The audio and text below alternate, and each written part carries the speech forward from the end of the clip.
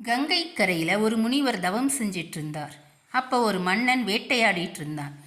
அந்த மன்னனோட அம்பு குறி தவறி தவம் செஞ்சிட்டு இருந்த முனிவர் மேலே பட்டு முனிவரும் இறந்துடுறார்.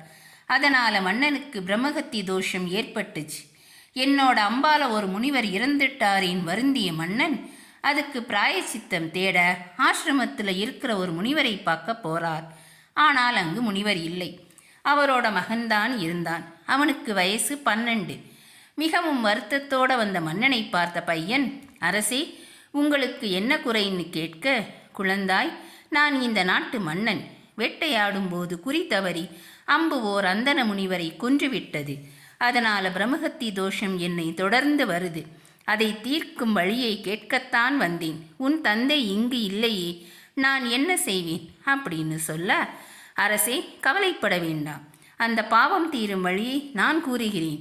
என்னை சிறுவன் நினைக்க வேண்டாம். ஒரு சிறுவன் விளக்கை எடுத்துட்டு போனா கூட இருள் விலகுமல்லவா? சொல்றது யாராயிருந்தா என்ன? உங்களுக்கு தீர்வு வேண்டும், அவ்வளவுதானே. இதோ இந்த கங்கையில் நீராடிட்டு வடதிசை நோக்கி போங்க.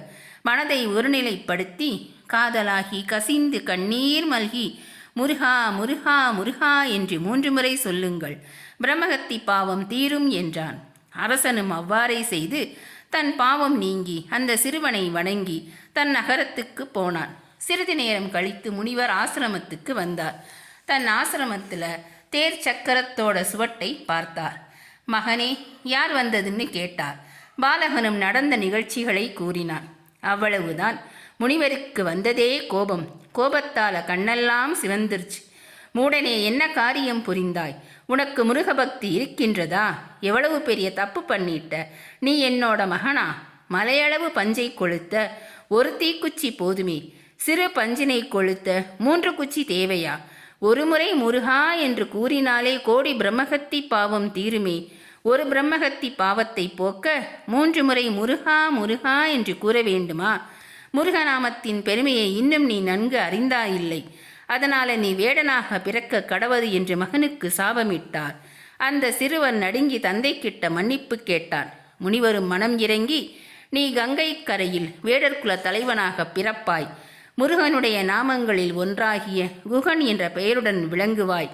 ஸ்ரீராமனுடைய நண்பனாக வாழ்ந்து முடிவில் முருகனுடைய திருவடி சேர்வாய் என்று அருள் புரிந்தார்.